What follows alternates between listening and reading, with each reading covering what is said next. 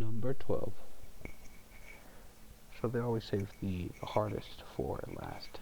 This is the problem. It's not too hard, but it just takes a lot of math. Let's get on with it.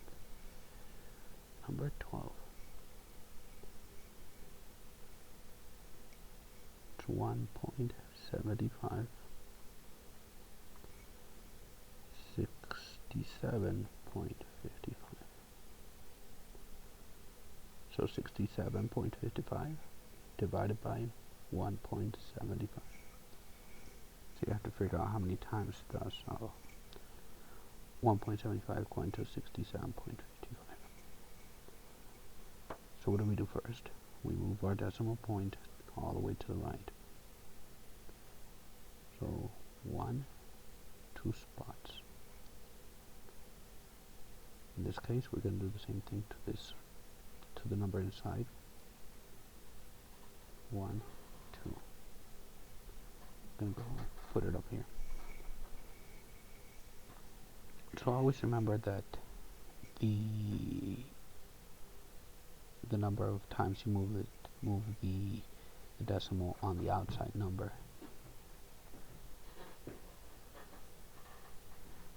determines how many times you move the decimal point on the inside number. So let's just go with another example. Let's just imagine we had an extra number over here. Let's say just a 1. Right? We move the decimal point twice to the right, and we're only going to move it twice to the right over here. We're not going to move it 3 times because we only moved it twice on the number outside the little house. We're going to bring it up here. Notice how the 1 is left outside. But in our case, there's not a number over here, so we don't have to worry about it. Alright, so let's get on with it. So let's start with the 5. How many times does 175 go into 6? None. Duh. How many times does 175 go into 67? None. Duh. How many times does 175 go into 675? That makes more sense. Let's start with the 5.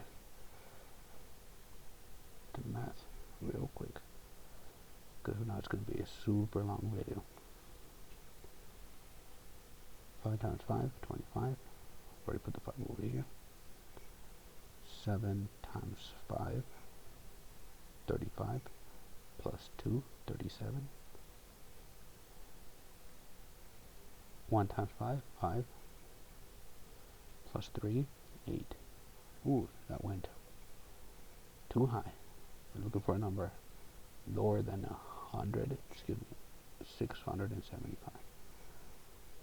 Okay, so let's see. Let's try a 3. Put the 3 right here. 5 times 3, 15. Put the 1 up here. 7 times 3, 21. Plus 1, 22. Put the 2 up here. 1 times 3, 3.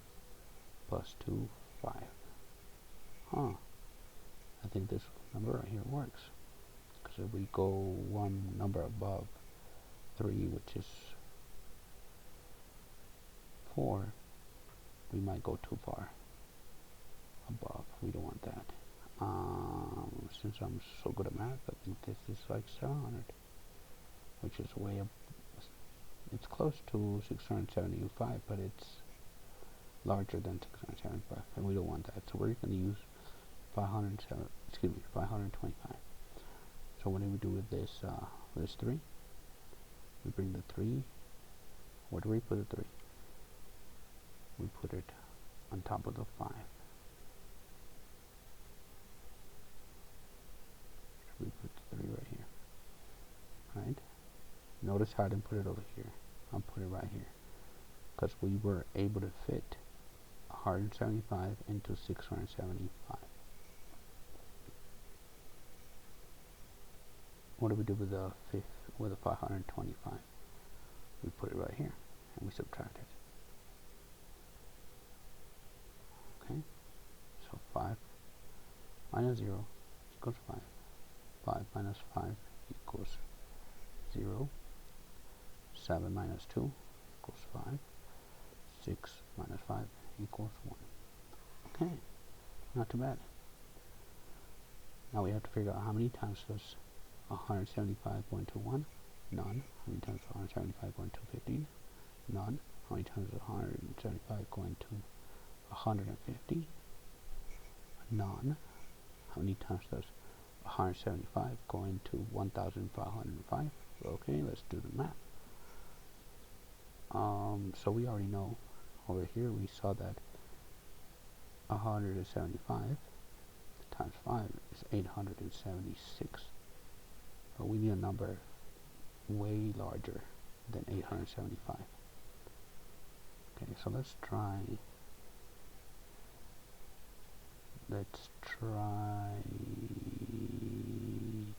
one number above 5.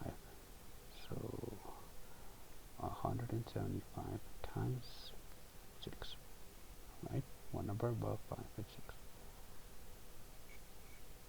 5 times 6, 30.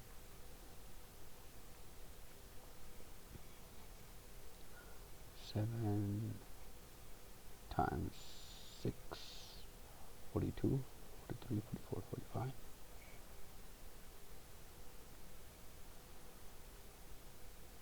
1 times 6, 6, plus 4, 10. Okay. So, did I do wrong right here? Did I do my math wrong? No, I did not do my math wrong. What did I do?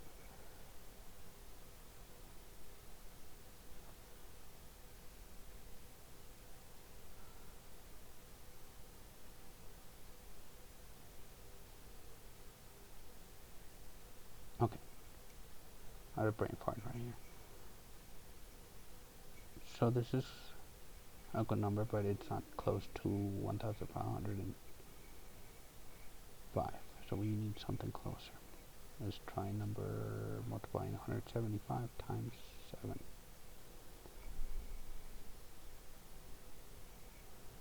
Since I'm very good at math, I know the answer, which is 1,225. Which we're getting closer, but not that close. Let's try multiplying 175 times 8. So notice how we're going 3, 4, 5, 6, 7. Now we're at number 8. And that's what long division is all about.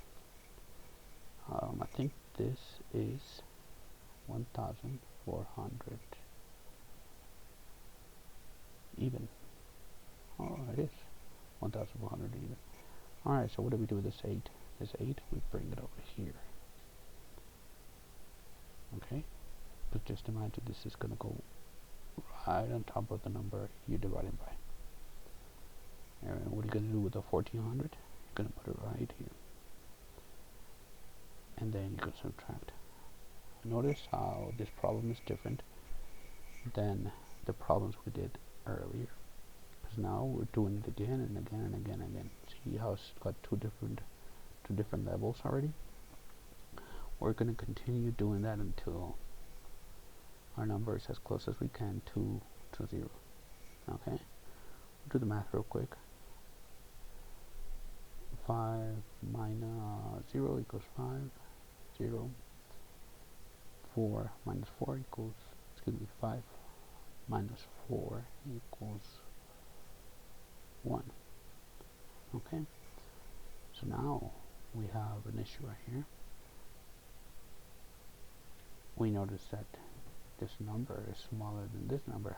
So how are we going to fit this number inside this number? Okay, so what if we add a 0 right here? So now definitely 175 fits into 1050, right? And we saw over here that if you multiply 175 times 6, you get 1050. So we've already done the math. We know with the 6 it's going to go up here, right here, because it's going to go straight up on top of the number that we are dividing by. So this is where the curveballs was thrown at you. Whenever you notice that this number is smaller than this number, you have to add a 0 to make it large enough so you could fit this number inside this number. Okay, so let's do the math. What do we do with this 1050? We put it right here, and we subtract, and now we have 0.